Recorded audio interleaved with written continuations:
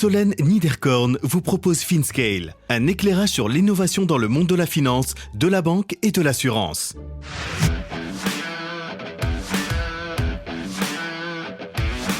Le staking pour les pros.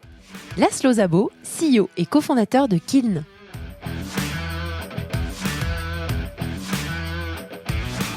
Pour donner un chiffre sur le marché adressable, JP Morgan dit qu'en 2025, le montant de récompense qui sera alloué aux entreprises ou aux particuliers qui stake sera autour de 45-50 milliards. C'est un gros marché. On pense que, en fait, en 2025, on n'en a en réalité aucune idée parce que c'est un peu prédire le prix de l'Ethereum à ce moment-là ou le prix des autres crypto-monnaies.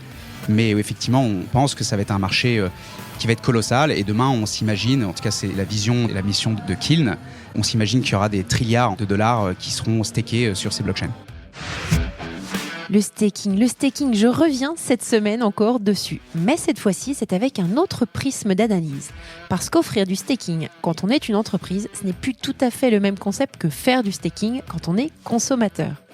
Donc, Laszlo nous explique les enjeux de la mise en place de ces offres de staking pour les sociétés crypto-natives comme les échanges, tout comme des acteurs traditionnels comme les banques. En résumé, Laszlo nous explique comment on fait tourner un validateur, comment on se connecte au custodian, quelles sont les problématiques de données, bref, à quel point c'est technique et pointu. Nous déclinons deux concepts nouveaux, comme celui de staking liquide et de staking en marque blanche. Vous comprendrez ce qui fait la spécialité de Kiln et quel gage de sérieux ce nouvel acteur entreprend pour assurer sur la continuité et la sécurité du service, que ce soit au travers du rapport SOC 2 comme du SLA en place. Nous balayons rapidement les pivots, les clients, les chiffres et les partenaires comme Coinbase et Kraken. Nous n'avons pas fini d'en entendre parler. Bonne écoute à tous! Bonjour à tous, bonjour Laszlo. Salut Solène. Merci de me rejoindre dans ce coin un petit peu bruyant, désolé, pour enregistrer ce podcast ensemble. Avant de parler de Kiln, est-ce que je pourrais, s'il te plaît, te demander de te présenter brièvement à nos auditeurs ? Oui, avec plaisir. Déjà, merci de m'inviter sur ce podcast. Et donc, je m'appelle Laszlo Szabo, je suis entrepreneur depuis que j'ai 22 ans. J'ai fait des études d'hôtellerie, donc rien à voir avec ce que je fais aujourd'hui. J'ai monté un cabinet de recrutement dans la tech en 2015 et j'ai découvert la crypto en 2014 et j'ai monté ma première boîte en 2017 dans le Web3. On a fait plusieurs trucs et on fait aujourd'hui du staking pour les entreprises depuis 2020. D'accord, super. Et vous êtes combien maintenant ? On est une trentaine. D'accord, bon, on reviendra dessus. Exact. Ok, super. Alors Laszlo, pour information, on a déjà parlé de staking avec Owen Simonin, Pierre Morisot et d'autres parmi mes invités ces derniers mois, mais je trouve intéressant que tu prennes quand même 2 minutes pour nous réexpliquer ce que c'est que le staking. Pourquoi ça intéresse les entreprises de faire du staking ? Ouais, grande question. Qu'est-ce qu'est le staking ? En fait, le staking, c'est le moyen le plus sécurisé, le plus efficient, c'est-à-dire qui dépense le moins d'énergie possible et le plus scalable pour participer au consensus de validation d'une blockchain. D'accord. Donc, c'est-à-dire qu'on immobilise des fonds, de la crypto-monnaie, en l'occurrence par exemple de l'Ethereum, du Solana ou du Cardano, et grâce à ça, on a le droit de créer des blocs et d'y valider les transactions qui y sont inscrites. Et en échange, on reçoit une récompense. D'accord. Et donc, cette récompense, elle peut se caractériser comme un intérêt annuel. Et donc, en crypto. Et donc ça devient effectivement un produit financier qu'on appelle le staking. Est-ce que les gens qui font du staking sont des validateurs ? Oui, alors soit les personnes qui font du staking déploient leurs validateurs eux-mêmes, donc l'infrastructure qui permet sur lesquelles les crypto-monnaies vont être immobilisées pour recevoir l'intérêt, ou alors elles passent par des entreprises comme la nôtre pour déployer des validateurs à leur place, parce que c'est un processus qui est très compliqué et qui demande beaucoup de techniciens pour le faire. D'accord. Alors, les entreprises qui font du staking, on peut s'imaginer finalement que n'importe qui, vu le rendement que ça génère, surtout en ce moment, pourrait être intéressé. Mais en fait, il y a plutôt des catégories actuellement d'entreprises qui sont intéressées à faire du staking. Est-ce que tu pourrais revenir sur ces typologies d'entreprises et est-ce que ce sont uniquement des entreprises crypto-natives ? Ouais, c'est une très bonne question. Effectivement, on peut déjà décomposer ces deux catégories en crypto-native et entreprises de la finance traditionnelle.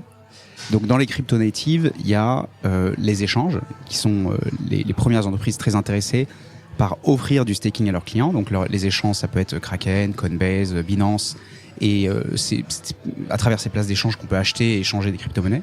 Donc ils passent par vous, du coup. Et qui passent effectivement par des sociétés comme la nôtre. Donc je peux pas citer de nom de nos clients, mais effectivement c'est ce type d'entreprises qui sont nos clients. Les custodians, donc qui sont aujourd'hui en fait les nouvelles banques crypto. Donc soit des custodians qui ont accès à la sécurisation des fonds, donc on en parlait tout à l'heure comme Copper, qui est un acteur anglais, qui est un pour acteur ceux qui connaissent pas. anglais effectivement, et qui agit comme une banque, c'est-à-dire que ils ont la capacité de sécuriser les fonds pour compte de tiers, et en même temps ils doivent être régulés. Ils ont accès aux fonds. Ou alors des entreprises comme Ledger ou Fireblocks qui là sont des solutions technologiques et qui permettent à des entreprises d'être leur propre banque. D'accord. Donc les custodians, et ensuite des fonds crypto, des fonds spécialisés, ou alors des portefeuilles mobiles ou navigateurs. Les fonds crypto, des hedge funds par exemple. Hedge funds, ouais, Ok, exactement. principalement. Exactement. Ok. Donc ça, c'est les entreprises crypto native qui sont dans le marché crypto, qui ne font à la rigueur que ça, et dont l'idée est d'offrir de la crypto à leurs clients, ou alors de s'exposer eux-mêmes à de la crypto-monnaie. Et ensuite, il y a des acteurs de la finance plus traditionnels, type les banques, qui s'y intéressent de plus en plus. Nous, on discute avec pas mal de banques. C'est encore dans une phase d'exploration, mais certaines ont annoncé qu'elles allaient lancer des solutions de custody, donc de gestion de crypto pour compte de tiers. Et évidemment, ce qui vient après, ensuite, c'est le staking. D'accord. Ou alors des fintech, donc par exemple comme Revolut, ou des sociétés qu'on peut très bien imaginer demain faire du staking sur Lydia.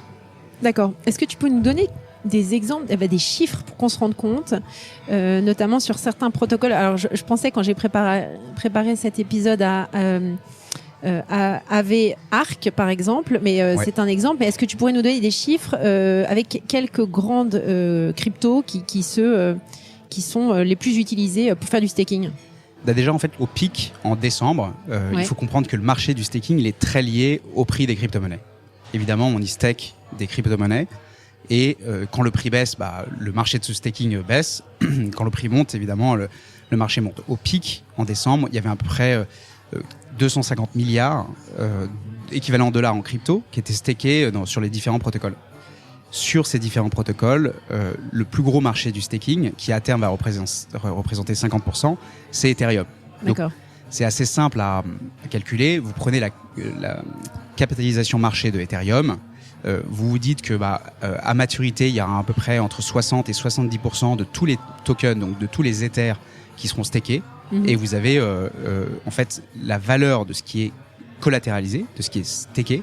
Et le marché adressable, finalement, c'est ce qui est versé tous les ans en récompense. Et là, en fait, c'est valeur de ce qui est collatéralisé multiplié par l'intérêt. Donc, pour donner un chiffre sur le marché adressable, JP Morgan dit qu'en 2025, le montant de récompense qui sera alloué aux entreprises ou aux particuliers qui stake sera autour de 45-50 milliards. D'accord, donc pas négligeable. C'est un gros marché. On pense que, en fait, en 2025, on n'en a en réalité aucune idée parce que c'est un peu prédire le prix de l'Ethereum à ce moment-là ou le prix des autres crypto-monnaies. Mais effectivement, on pense que ça va être un marché qui va être colossal, et demain on s'imagine, en tout cas c'est la vision et la mission de Kiln, on s'imagine qu'il y aura des trilliards en fait de dollars qui seront stakés sur ces blockchains. D'accord. Pour une entreprise, alors dans celle que tu as citée, la typologie de celle que tu as citée, tu parlais de complexité à mettre en place, le staking. Est-ce que tu pourrais nous expliquer en quoi c'est complexe? Moi je vois des éléments de sécurité, de rapidité, etc. Mais est-ce que tu pourrais nous expliquer concrètement ces freins-là? Oui, bien sûr. Déjà, ce qui est très compliqué, c'est de faire tourner un validateur. Tu le disais tout à l'heure. Donc, un validateur, qu'est-ce que c'est? C'est un bout de software qui va en fait venir valider les transactions à partir du moment où on lui aura immobilisé des crypto-monnaies dessus. Donc, faire tourner un validateur sur 10 différentes blockchains, c'est très compliqué. Ça demande une excellence opérationnelle, ce qu'on appelle de la disponibilité dans l'infrastructure, et c'est ce qui permet de garantir à nos clients un intérêt minimum, de jamais passer en dessous de cet intérêt. Ensuite, il faut se connecter aux custodians. Les fonds, ils sont sécurisés généralement dans des custodians B2B ou entreprises ou professionnels comme Copper, Fireblocks, Ledger, Anchorage, BitGo, qui sont les plus gros custodians de la planète, ceux dont je viens de citer. Donc, on a des produits d'API, par exemple, qui se permettent de se connecter à ces custodians et de faire en sorte que automatiquement nos clients puissent staker directement de leur custodian dans laquelle ils ont sécurisé leurs cryptoactifs. Et après, il y a une problématique de données, c'est-à-dire de comprendre combien on gagne à travers le staking en temps réel. Et cette problématique est très complexe en réalité, parce que les blockchains sont des produits qui sont très nouveaux, qui sont complexes, et c'est pas facile toujours d'y avoir la bonne donnée et d'avoir la bonne information. Et le dernier point, c'est que ce qui peut être complexe aussi, c'est dès lors qu'on construit des produits au-dessus du staking. Comme le staking liquide, donc c'est le projet qu'on lance. On en parlera. On peut en parler. Mais voilà, donc ça, effectivement, en fait, comme le staking est le niveau 1 de l'intérêt crypto, c'est le premier intérêt de la crypto-monnaie, c'est le moins risqué. Et en créant des produits au-dessus du staking, on peut ensuite élaborer des stratégies plus risquées, plus complexes, pour augmenter ses intérêts avec d'autres produits financiers par-dessus.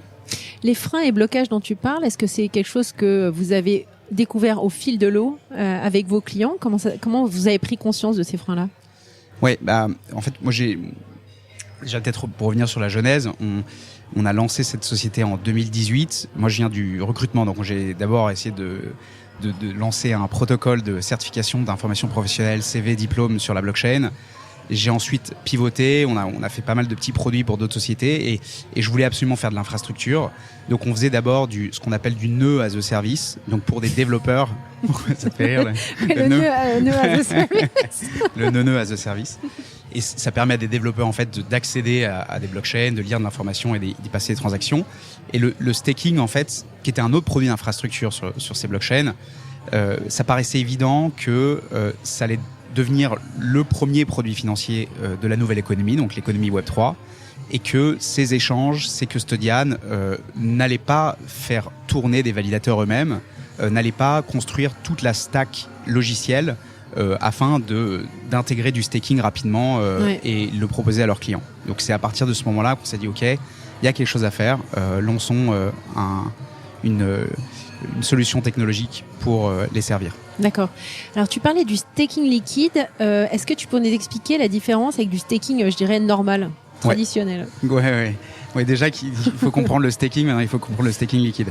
Et après j'en aurai un autre. Il y a une autre typologie de staking dont il faudra que tu nous parles. En fait, l'avantage du staking, c'est que, encore une fois, c'est le premier intérêt de la crypto. Il permet de sécuriser la blockchain sous-jacente. Donc il est très naturel. Et donc à partir du moment où on est détenteur de Ethereum, de Solana, de Cardano, il n'y a aucune raison de ne pas les staker. D'autant plus qu'en réalité, si vous ne les stakez pas, vous allez prendre l'inflation. Ceux qui ne stakent pas prennent l'inflation, se font diluer, alors que ceux qui stakent en fait sont rémunérés en partie par l'inflation. Donc il y a tout intérêt à staker. Le problème, c'est que quand on stake, on immobilise ses fonds pendant un temps qui est plus ou moins important, selon le protocole. Donc par exemple, Solana, ça va être 2 jours. Ethereum, pour des raisons techniques, ça peut être plusieurs mois. Ah la vache, ouais. Donc les entreprises peuvent être réticentes à dire je vais collatéraliser X montant d'Ethereum en euros ou en dollars pendant plusieurs mois. Donc est venu un produit assez naturel. Dans un premier temps, un produit qui a été adressé aux particuliers dans la finance décentralisée. Autre gros mot, j'espère que nos auditeurs connaissent. Voilà, très bien. Alors la finance décentralisée. Et c'est un produit qui s'appelle Lido et qui a proposé du staking liquide pour les particuliers. Ouais. Et ça a 2 avantages. Le premier avantage, c'est que quand on stake ces assets, donc on stake un Ethereum par exemple, on reçoit en échange un Ethereum qui est liquide. Donc en fait, c'est un dérivé qu'on va appeler le liquide Ethereum, et qui représente normalement 1 pour 1 l'Ethereum qui a été collatéralisé, staké dans le protocole. Et cet Ethereum liquide, il a 2 avantages. Un, il est liquide. Donc, on peut repasser en fait sur une position d'Ethereum ou en USDC sur un token stable. On peut le revendre instantanément. Et 2, il peut être collatéralisé dans le reste de la finance décentralisée, c'est-à-dire AV, Compound, Maker. Donc on pourrait imaginer des stratégies un peu plus complexes, d'avoir l'intérêt du staking plus l'intérêt de d'autres produits type lending, etc. etc. Donc c'est ce qu'apporte le liquid staking. Le liquid staking, c'était un produit à travers Lido qui était pour les particuliers. Ouais. Donc tu citais Aave-Arc justement, c'est ce qu'on appelle la finance décentralisée KYC ou pour à destination des entreprises. Ouais. Et donc nous, ce qu'on a lancé la semaine dernière officiellement à New York avec Coinbase et Kraken, c'est le premier protocole de staking liquide à destination des entreprises. D'accord. Alors, je vais peut-être encore te faire entrer dans un niveau de détail additionnel. Ouais. Moi qui viens de la finance traditionnelle, j'ai toujours en tête mes réflexes de risque par rapport à des risques sur des dérivés traditionnels. Quel risque additionnel on retrouve sur ce staking synthétique? Je ne sais pas si c'est correct comme terminologie. Ouais. Sur ces dérivés du staking, staking synthétique. C'est une excellente question. En fait, les différents risques, le premier, ça va être un risque qui est le risque dans toute la finance décentralisée, c'est le risque du smart contract. Ouais. D'accord, c'est un produit qu'on construit avec un contrat intelligent qui tourne sur Ethereum par exemple, et il y a des risques de hack, de vol, de sécurité en fait des fonds qui sont collatéralisés dans ce contrat. Donc ça c'est le premier risque. Le deuxième risque, c'est un risque marché en fait, c'est-à-dire que ce token liquide, il doit être très liquide sur les marchés secondaires, donc dans la finance décentralisée ou même potentiellement sur des échanges plus centralisés, type Coinbase ou Kraken. Il doit être très liquide pour que on puisse revenir sur sa position à un instant T de manière très simple, sans qu'il y ait un depeg, c'est-à-dire en fait le token liquide qui dérive du prix de l'Ethereum par exemple, etc. Donc il y a un risque de marché secondaire. Et voilà, donc évidemment, en fait, ce risque-là, c'est le prix à payer pour avoir de la liquidité, et pour placer cet actif sur d'autres produits financiers. Parfait. Alors merci pour cette clarification. Ça a été facile. Il y en a derrière, c'est compliqué quand même. Le staking en marque blanche. Alors ça c'est assez marrant. Qui utilise ce genre de solution et quel est l'intérêt finalement d'utiliser de la marque blanche?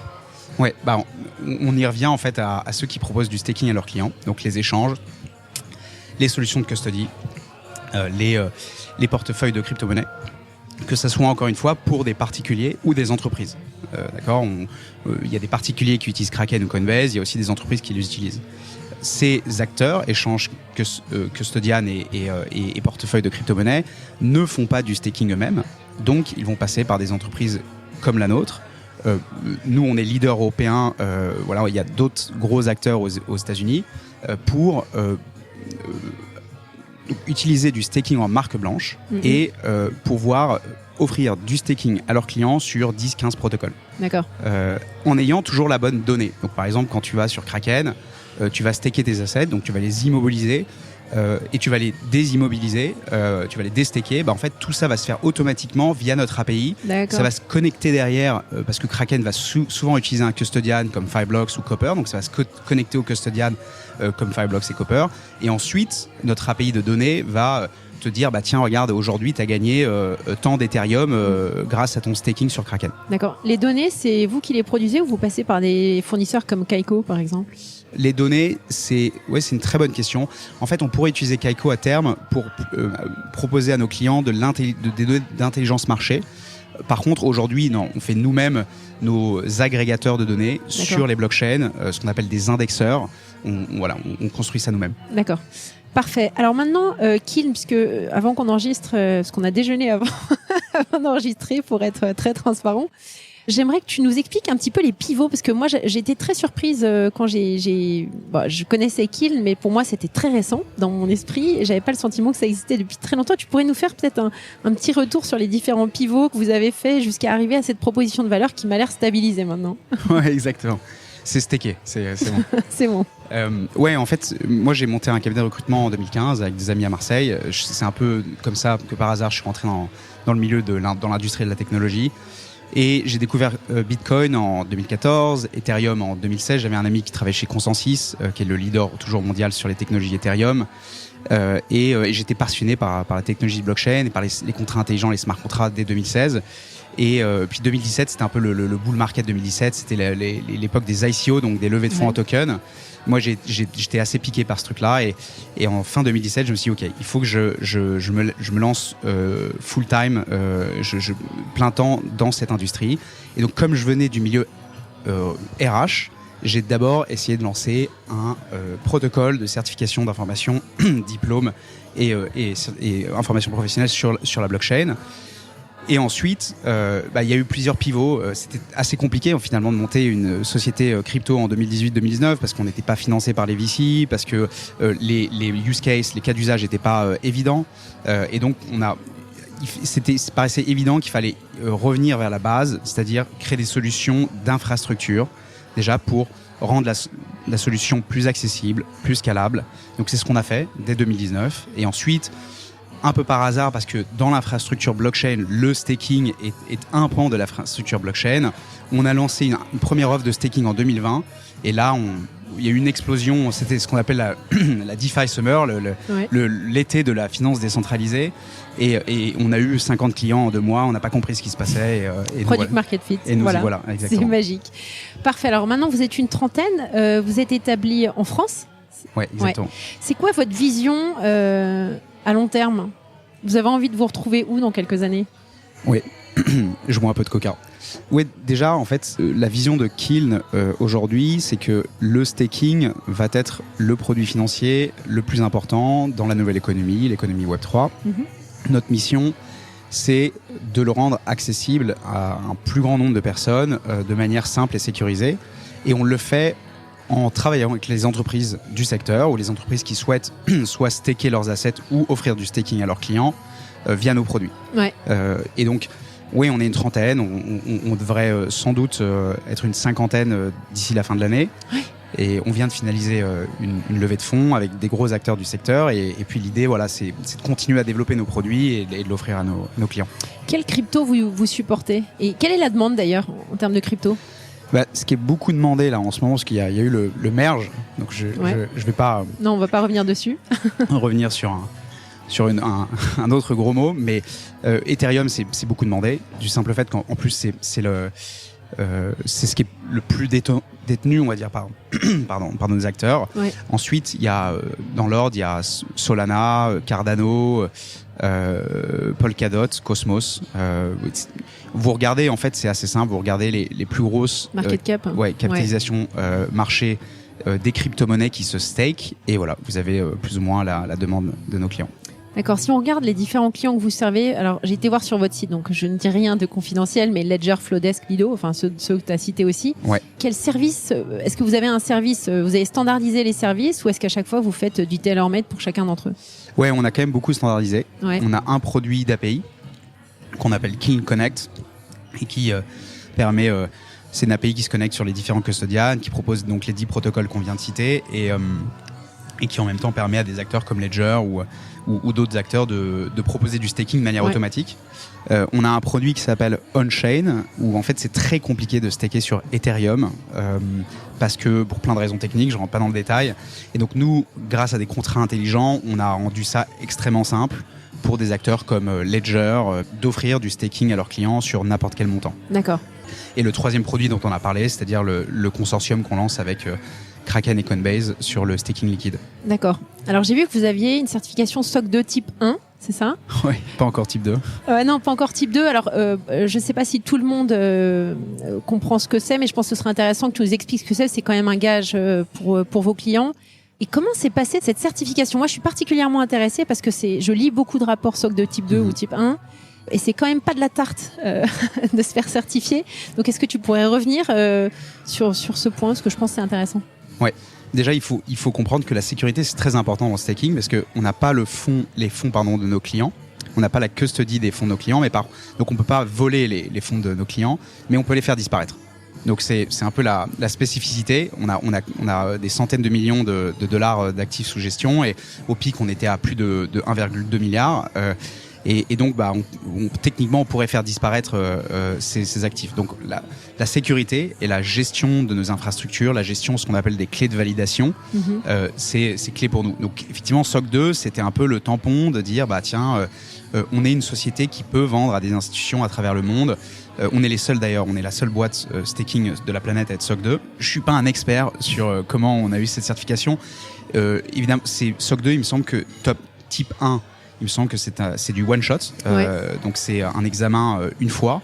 On s'y est beaucoup préparé. On a utilisé des logiciels qui nous expliquaient c'était quoi la cybersécurité pour les nuls.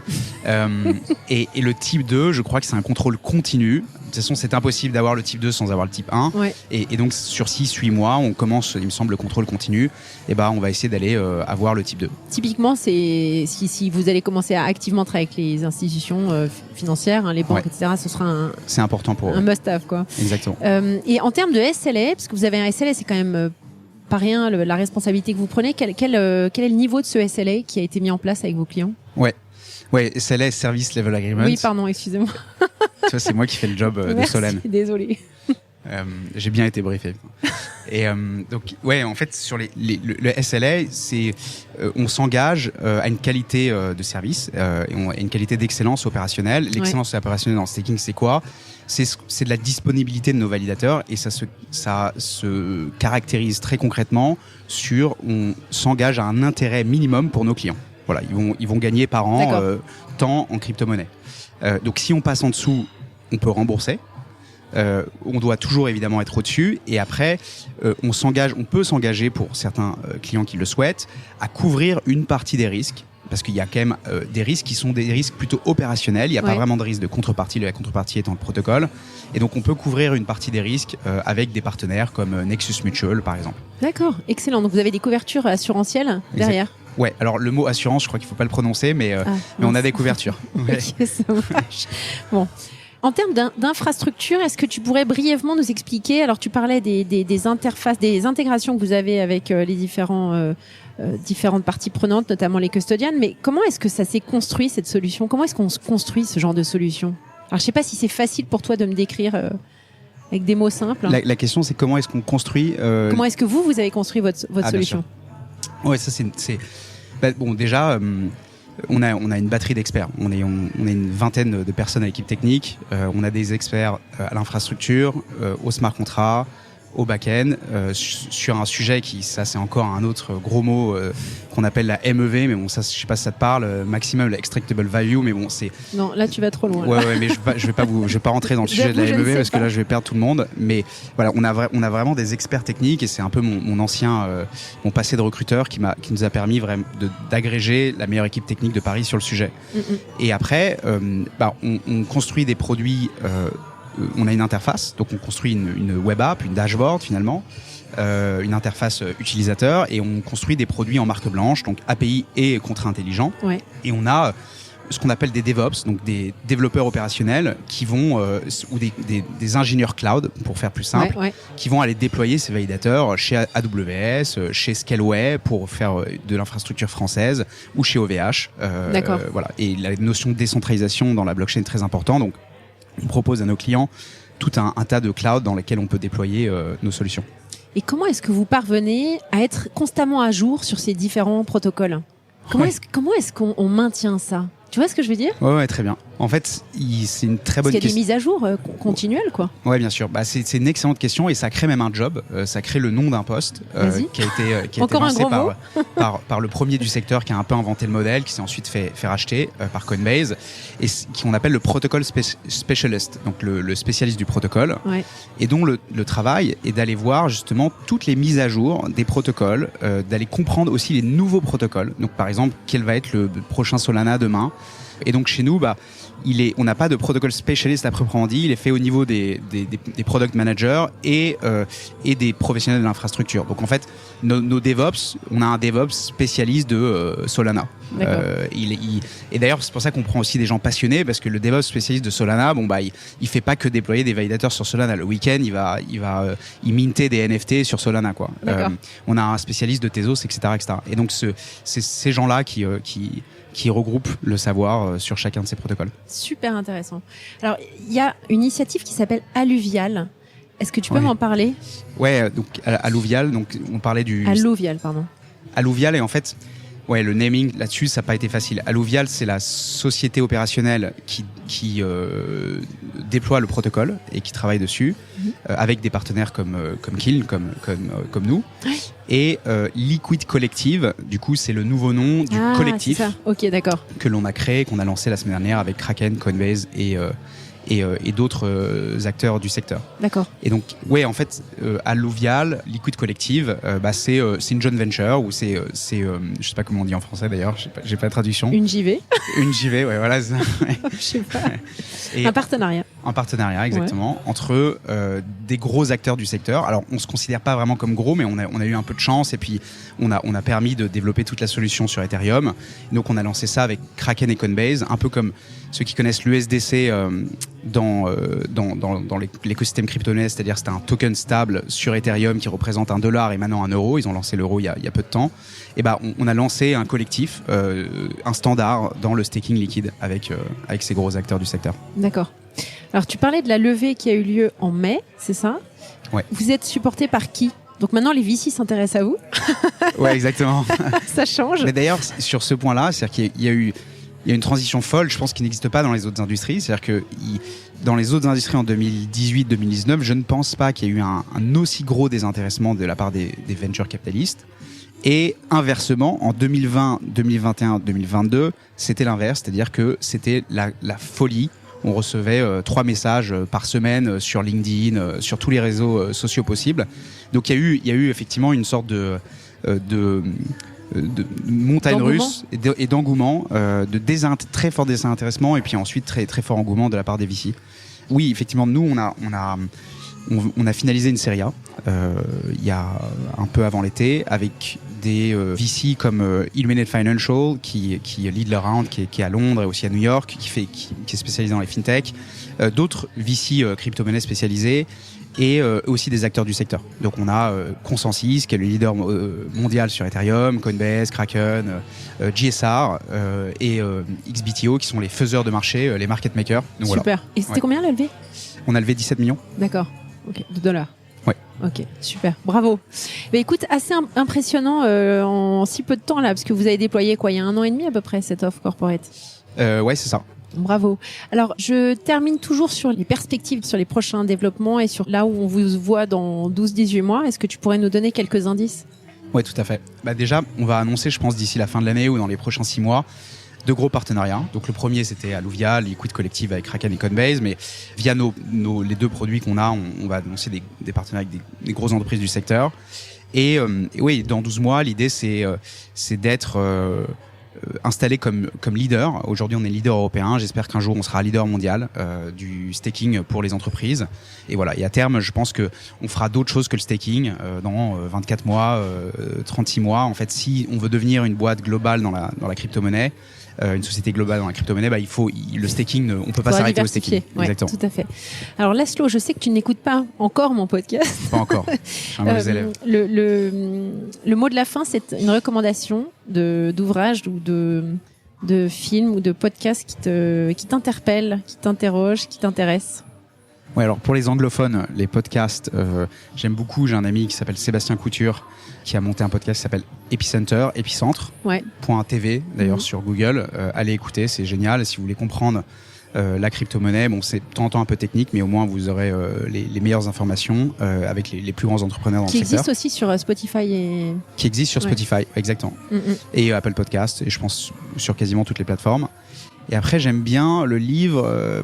Je pense que c'est assez classique, tout le monde le sort, mais moi j'aime bien Magellan. C'est mon meilleur pote qui me l'a sorti, mais donc c'est un grand classique. J'ose même plus dire combien de fois on me l'a recommandé. Bon, alors, sinon, mais si. Sinon j'ai bien aimé le film. En plus, j'aime bien Illusion perdue de Balzac. Mais le problème, c'est que pour un entrepreneur, c'est un peu déprimant. Donc tu vois, faut peut-être pas lire ça, mais voilà. Ok, merci Laszlo, c'était super intéressant. Et merci, t'es resté très didactique. C'est vrai. Ouais. Merci à toi, Solène. Merci de m'inviter. À bientôt. À bientôt. Merci à tous pour votre écoute. Je suis ravie d'avoir partagé ce moment avec vous. N'hésitez pas à me contacter sur Twitter ou LinkedIn pour me faire part de vos commentaires ou de vos réactions. Et je compte sur vous pour noter cet épisode sur vos plateformes de podcast préférées. À la semaine prochaine!